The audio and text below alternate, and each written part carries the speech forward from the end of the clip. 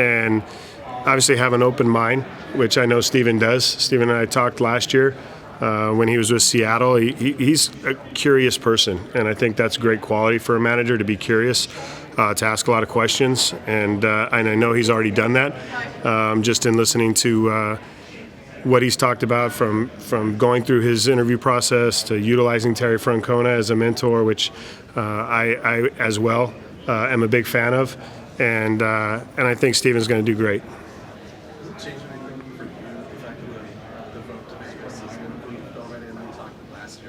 Yeah. Right. Yeah, no, it doesn't really change anything. My focus obviously is on the 2024 season and 2025, and building a culture here that's going to be one that I think people are proud of, that people want to be engaged with. There's a lot of young players, exciting players on our roster to focus on. So we're going to focus on ourselves and playing the game of baseball and allow the people that make those decisions in terms of our future in Vegas to make those decisions. And in the end of the day, we want to hit the ground running next year, be prepared for a season, and win as many games as possible, really. Mark, I know this isn't your purview, but I assume that you guys do have to fill in some roster spots with some free agents. What's your sort of message to free agents coming into a situation when you guys are in some unknowns about next year?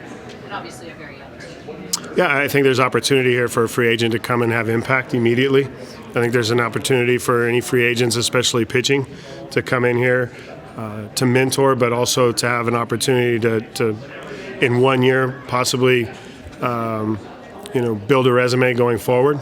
There's opportunity here to put yourself back on a map if you've had a down year or coming off an injured season, to go out and earn, that chance to put up numbers, really. If I was a free agent pitcher and I was looking at a team that I felt gave me the best opportunity for success, I think Oakland would be that, really. The ballpark is a great ballpark to pitch in. We're young. We're going to be athletic. There's room for improvement, obviously, in all aspects of our ball club, but really on the mound, if there was one area I'd say free agents should really look into our club, it would be pitching. What do you think about your show? Who is that? I think that what he's accomplished in Japan is obviously speaks for itself, and whatever ball club is going to be able to land him is going to be very fortunate to have him. And I look forward to competing against him when and if that day comes.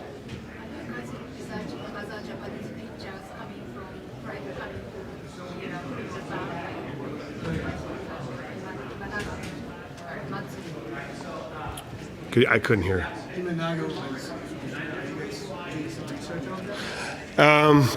Most likely not. That's probably a question for our general manager, but I would probably say he's out of our price range right now in terms of identifying free agents that our organization can go forward with. It would be great to be able to entertain him and bring him in, but realistically, it's probably not an option for us right now.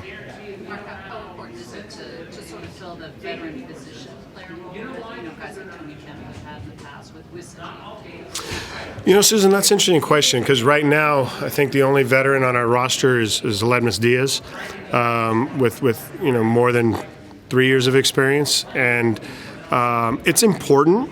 But I do feel like I saw a young group come together in August and September, the Geloffs, the Allens, the Langleyers, Ruiz, and they identified that the things that are necessary to have success at the major league level. Those younger guys, Soderstrom, Butler, Bleday, I think they realized as well, like, it's going to take a group to come together and do things with a conviction on a daily basis, not just to show up and play the game, but that there's other assets and processes that really impact wins and losses, and that we can take value from in our day. And I think that's what we're going to focus on this year. And I think it was built in August and September with this younger core. So bringing the right veteran in would help that. And if when that time comes and we make that move, we definitely have to make sure he's the right guy to come into this group and help lead them. You guys have brought in a couple pieces so far. Toro. Yep. Where do you see them? Yeah, I think from Andujar's perspective, probably in the outfield, competing for a job.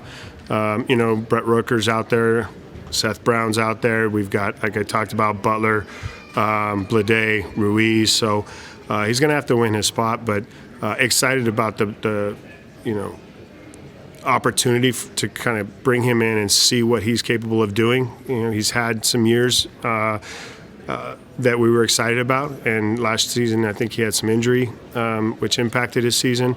But in terms of Toro, versatile player, he's one of those veteran guys that's been on some winning teams. I don't know him personally. We've had a couple conversations, and he's open to playing anywhere and everywhere. And the switch hitting aspect, we haven't had many switch hitters in our lineup over the last 2 seasons. Jed Lowry was one, but it obviously makes it gives me the opportunity to have some flexibility in utilizing him in the lineup on a daily basis, really. What does Ruiz need to do to take that sort of next step? So we've been doing some studies on SD, and I think the biggest thing, we can clean his mechanics up offensively. I think we can open up some more power for him and some bat speed, and we're excited about that. It obviously takes the player to engage and want to make those changes, but I think he does want to make those changes. It's going to be a process that he's got to go through. But we've identified offensively the things that we feel can open him up and make him even more of an impact player. He's impactful when he gets on base, but our goal is to increase that and to provide some power behind that swing as well. How would you describe what you say SD Ruiz on base? Pretty incredible. I played with Ricky in 2001.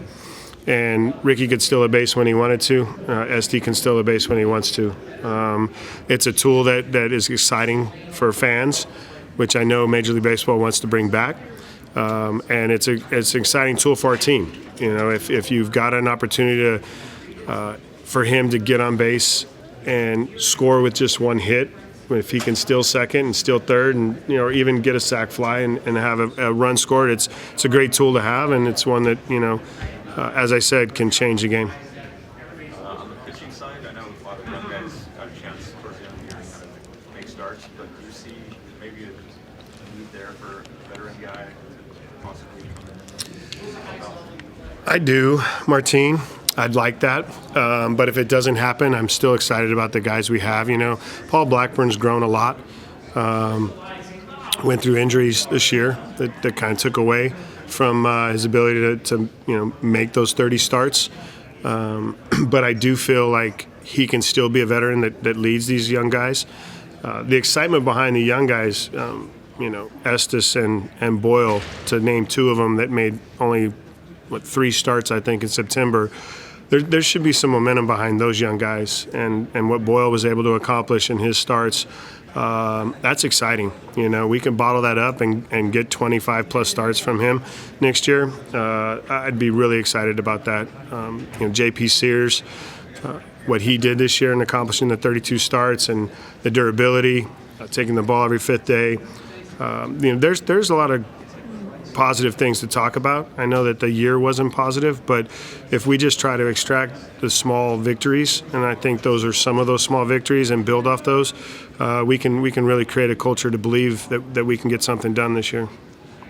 Hi, John. Welcome. Great to see you. Ramon Hernandez just landed a job as manager in Venezuela. What kind of role do you see him playing in Shea's development and the pitching core as well? Yeah, no, Ramon's been great. Ramon and I were actually traded for each other, and so we laugh a lot about that. But having him on the staff last year and letting him kind of feel his way through what he was interested in and what he wanted to engage in allowed him the freedom to just go, whether it was hitting, whether it was pitching, whether it was catching. You could see him kind of be attracted more towards the pitching side. which was great in the catching side and game calling. And he was really helpful with Scott Emerson last season. And I can only see that role growing a little bit going forward. There was some thought about putting Ramon in the bullpen as the bullpen coach. And Ramon and I discussed that, but he still feels like he can provide value throughout the coaching staff in all aspects in every area. So we're going to allow him to kind of continue that and continue to grow. And I think at some point, Ramon will say, hey, I want to go this direction. And so to have him managing down there in Venezuela, to be a part of that group, couldn't be more excited for him. The passion that he shows every day, the positive nature that he has, it's really infectious amongst the staff. And, just lucky to have him, really. Talked about Jim Leland, how much he meant to you to see him go back to the Hall of Fame. What was your reaction? Make sure Jessica gets this one. Okay. So I couldn't be probably more proud or just to have played for Jim. The impact that he left on me as a rookie. To this day, the grinding blue-collar mentality. My image of Jim Leland is sliding shorts and a cigarette at his desk, entertaining the media with no shirt on. And then the best, I would say, undressing of a ball club that I've ever been a part of or ever heard came from Jim Leland my rookie year in the old Astrodome. It was Hall of Fame. And so for him to be Hall of Fame, it doesn't surprise me, and it's well earned, and couldn't be happier for Jim, really. I haven't. I was going to let kind of probably the 1,000 text messages that he's getting go by. But, when I interviewed for Detroit, Jim came and picked me up from the hotel. We had a great conversation on the car ride. The care and the passion that he has for the game. But the relationship that we built in a limited amount of time, because I had only played for Jim in 17 games in 97 and then all of 98. And the 98 season was one like we just went through and experienced in Oakland this season. But he never wavered. And yet in that limited year and, 17 days, we built a bond that lasted until the current day and will last, forever. So, like I said, he's Hall of Fame in every way.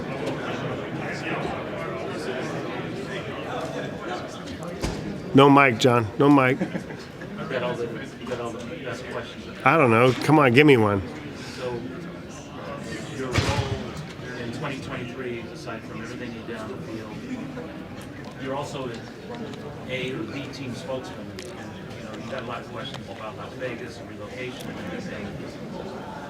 Did that wear on you, or do you look forward to do that again because you'll have to? I mean, the owner and the president are mostly off limits.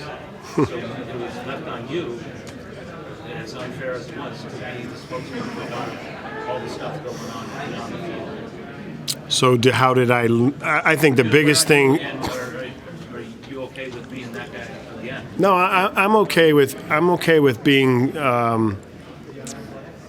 sitting where I'm at in terms of in front of the media on a daily basis, which is every manager has to go through. It's fair to be able to be asked these questions in my role in leadership. I'm a part of this process. I don't always have the answers for you that you want, but I'll give you the truth when I have it. And this season was challenging, not just for myself and my staff, but for the players. I don't see that changing. We've been through it, though. And so we have an expectation level now of what we're stepping into.